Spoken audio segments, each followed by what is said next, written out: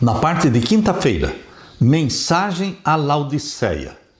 Essa é a mensagem direcionada para a igreja adventista, mas também é uma mensagem para todos os cristãos deste tempo do fim. Leia Colossenses capítulo 4, versos 16 a 18. Aqui diz: e depois que esta carta tiver sido lida entre vocês, façam com que seja lida também na igreja dos laodicenses, ou laodicianos.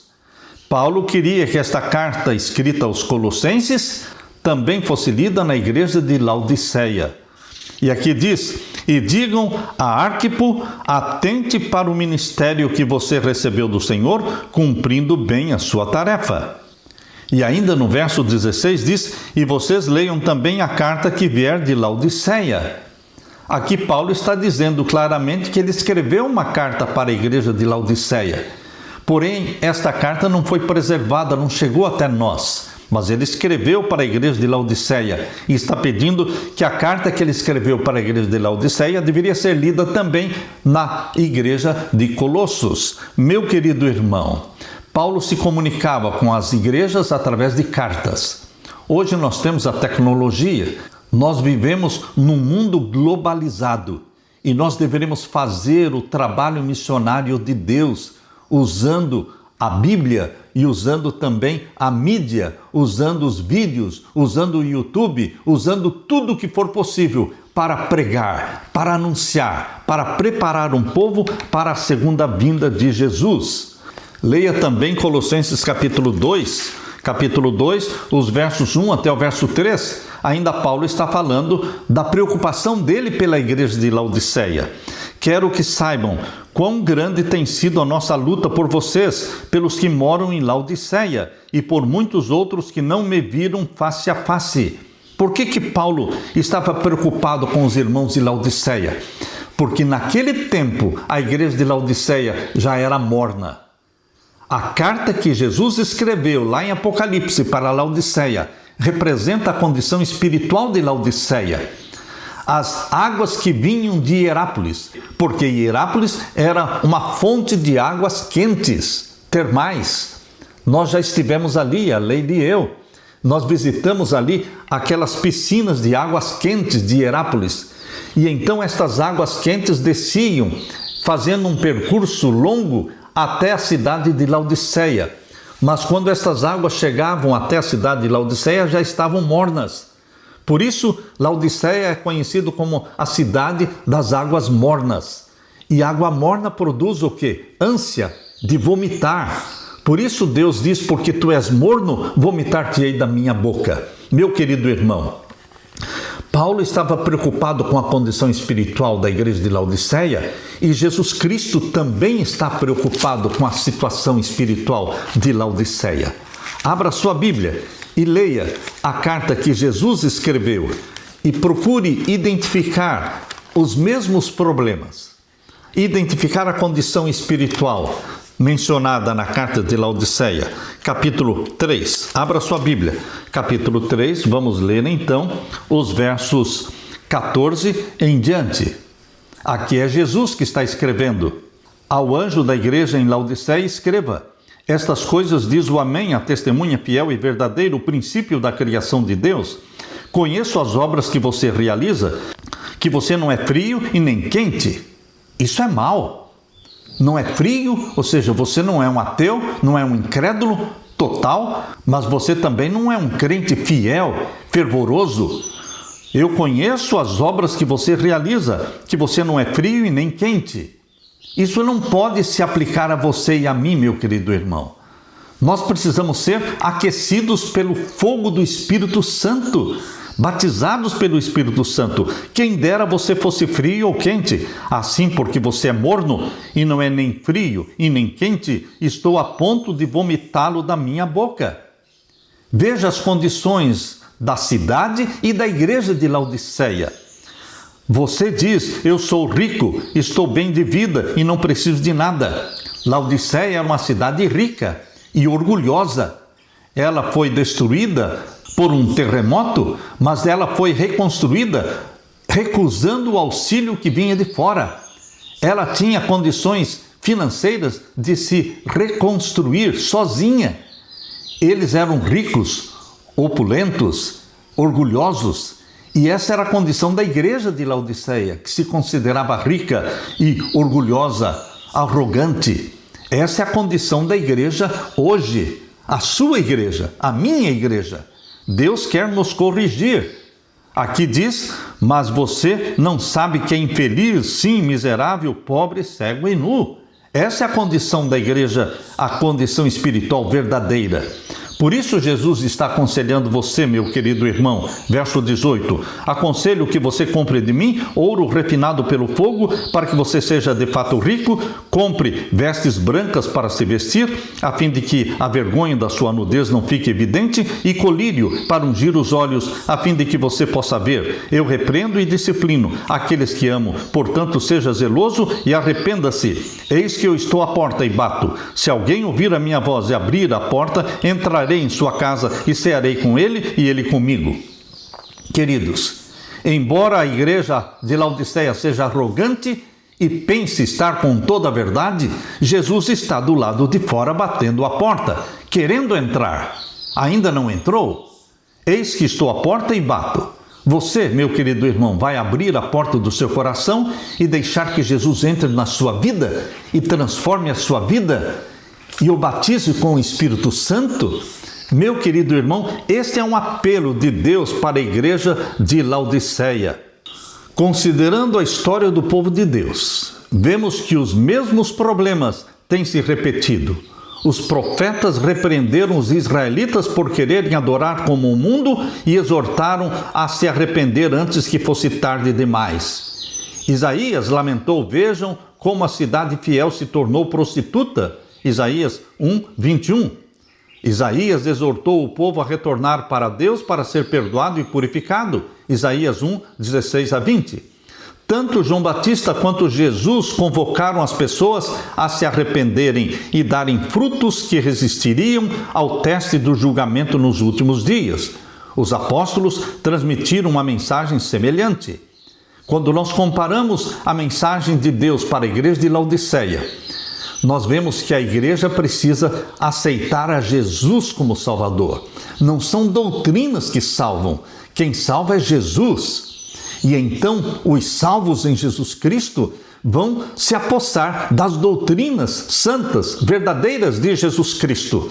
Mas primeiramente é o Senhor da doutrina que precisa entrar na nossa vida. E então, meu querido irmão, nós podemos cumprir com o chamado de Deus para proclamar o alto clamor de Apocalipse 18. Se Jesus não estiver no meu coração, se Jesus Cristo não me batizar com o Espírito Santo, eu não poderei brilhar proclamando o alto clamor de Apocalipse 18. Abra sua Bíblia, Apocalipse capítulo 18, e vamos ver então os versos 1 até o verso 4. Aqui diz: depois destas coisas vi descer do céu outro anjo que tinha grande autoridade, e a terra se iluminou com a sua glória. A terra vai se iluminar com a glória do quarto anjo. E o quarto anjo vem com a mensagem angélica. As 3 mensagens angélicas de Apocalipse 14 serão pregadas de forma compacta, resumida, mas poderosa. As 3 mensagens angélicas serão pregadas agora no tempo do fim, como se fosse uma só mensagem. Porque as 3 mensagens, a primeira mensagem diz, chegou a hora do juízo. A segunda mensagem diz, caiu Babilônia. E a terceira mensagem diz, se alguém adorar a besta ou a imagem da besta e receber o sinal na sua testa, também beberá do vinho da ira de Deus sem mistura. Meu querido irmão, nós precisamos receber o selo do Deus vivo, não o sinal da besta. O selo do Deus vivo é a obediência aos mandamentos de Deus, a guarda do sábado, o 7º dia da semana. O sinal da besta é um dia que foi colocado no lugar do sábado, e é o domingo. O domingo, o 1º dia da semana, é o dia colocado e honrado e santificado pelo mundo, santificado pelo papado, no lugar do sábado. Por isso, a terceira mensagem angélica adverte: se você adorar a besta, o poder papal, ou a imagem da besta dos Estados Unidos da América do Norte, de onde sairá o decreto dominical, e você receber então o sinal da besta, ou seja, você concordar em santificar o domingo no lugar do sábado, então você beberá do vinho da ira de Deus sem mistura. Estas são as 3 mensagens angélicas que serão pregadas de forma compacta na voz poderosa da proclamação do alto clamor de Apocalipse 18. Apocalipse 18 é a missão de Deus para você agora no tempo do fim, meu querido irmão. Então exclamou com grande voz, com potente voz, dizendo: caiu, caiu a grande Babilônia. Ela se tornou morada de demônios, refúgio de toda espécie de espírito imundo e esconderijo de todo tipo de ave imunda e detestável, pois todas as nações beberam do vinho do furor da sua prostituição. Todas as nações, todas as igrejas estão bebendo do vinho de Babilônia, a Babilônia papal. Com ela se prostituíram os reis da terra, também os mercadores da terra se enriqueceram à custa da sua luxúria. Ouvi outra voz do céu dizendo: saiam dela, povo meu. Essa é a voz do povo remanescente de Deus, batizado pelo Espírito Santo.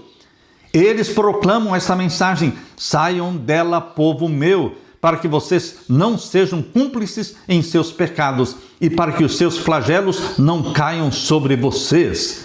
Meu querido irmão, esta proclamação do alto clamor, sai dela, povo meu, significa que Deus tem um povo, um grande povo, ainda em Babilônia e que precisa sair, porque eles são sinceros filhos de Deus. Meu querido irmão, lemos em Apocalipse capítulo 19, Apocalipse capítulo 19 e os versos 7 e 8. Aqui diz: alegremo-nos, exultemos, demos-lhe glória, porque chegou a hora das bodas do Cordeiro. É a segunda vinda de Jesus para buscar a sua igreja, sua esposa. Ele vai levar a sua esposa para o céu. Será a festa das bodas do Cordeiro, porque chegou a hora das bodas do Cordeiro e a noiva dele já se preparou. Você e eu somos a noiva de Jesus Cristo, sendo preparada para o arrebatamento e para a celebração das bodas do Cordeiro. Meu querido irmão, este é o convite de Jesus para você. Verso 8: a ela, a noiva de Cristo, foi permitido vestir-se do linho finíssimo, resplandecente e puro. Esse linho finíssimo é a justiça de Cristo imputada em você e comunicada a você, porque o linho finíssimo são os atos de justiça dos santos. Então o anjo me disse: escreva, bem-aventurados aqueles que são chamados à ceia das bodas do Cordeiro. Você é bem-aventurado, porque você está recebendo o convite na sua mão, o convite para participar das bodas do Cordeiro. Não recuse o convite, meu querido irmão. Abrace a Jesus Cristo. Eis que eu estou à porta e bato. Se você abrir a porta, eu entrarei. Abra a porta do seu coração, da sua vida, do seu lar. Deixe Jesus entrar. E acrescentou: são estas as verdadeiras palavras de Deus. Meu querido irmão, Jesus Cristo tem um povo remanescente fiel, batizado pelo Espírito Santo. E eles vão proclamar o alto clamor de Apocalipse 18.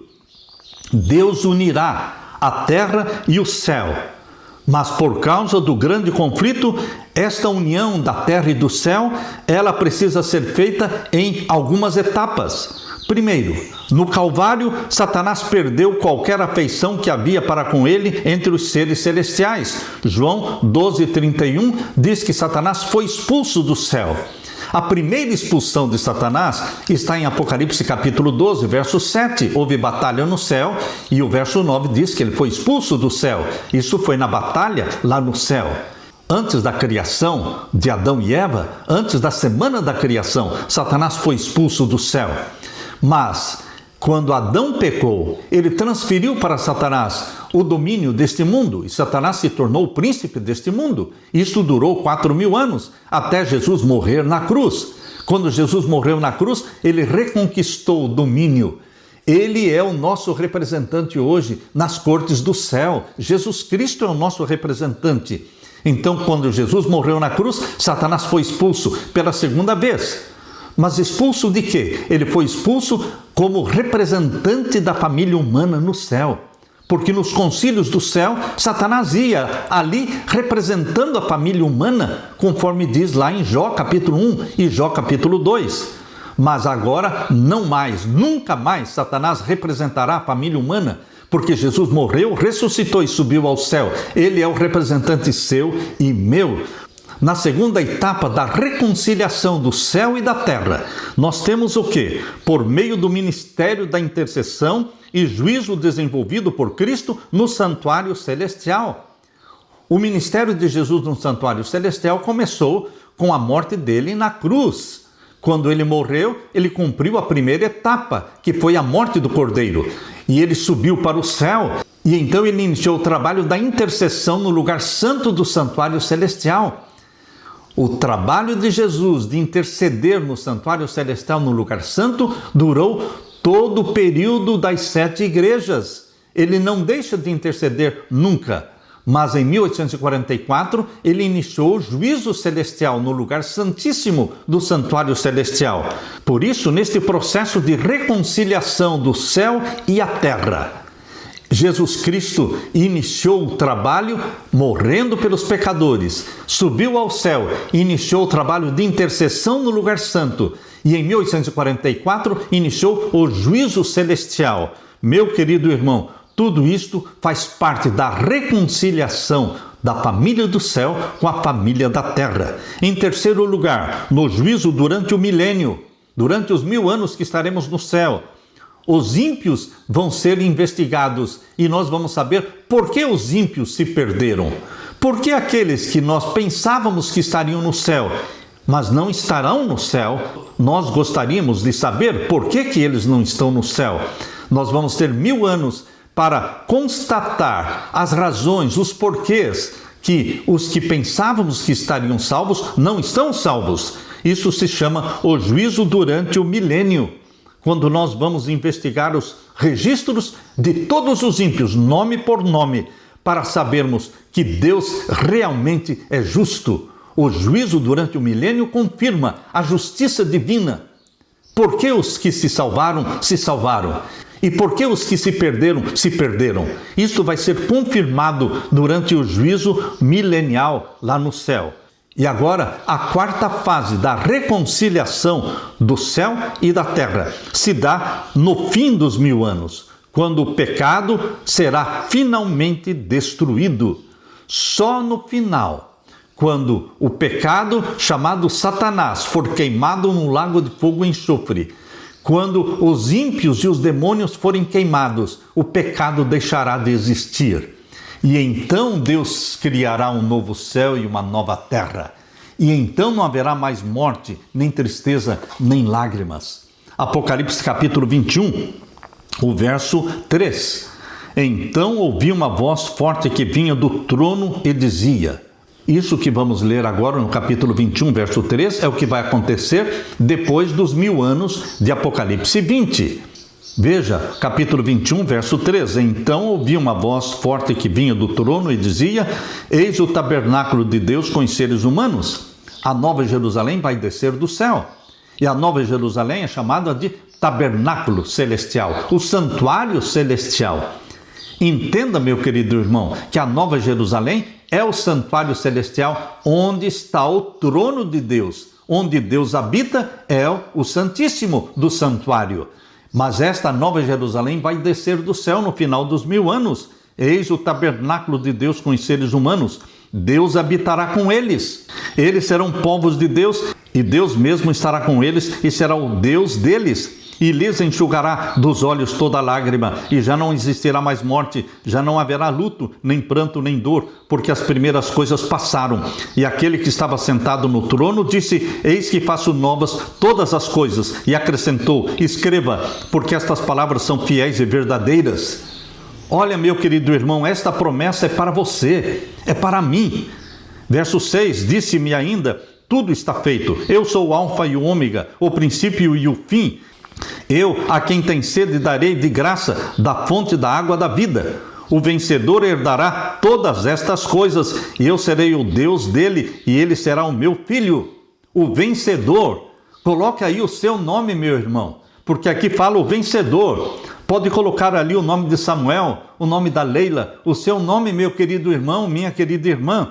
Isto se refere aos vencedores em Jesus Cristo. Aleluia! Agarre-se a esta promessa e seja salvo em Jesus Cristo. Aleluia, aleluia, aleluia. Deixe-me orar com você.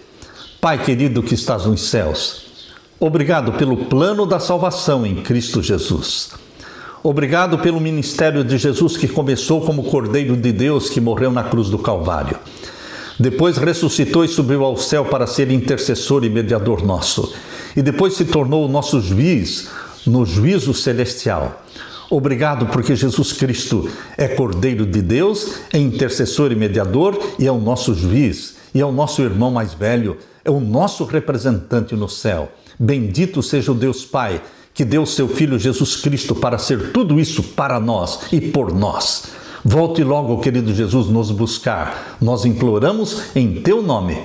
Amém e amém. Deixo com você, meu irmão, minha irmã, a paz de Jesus. Amém.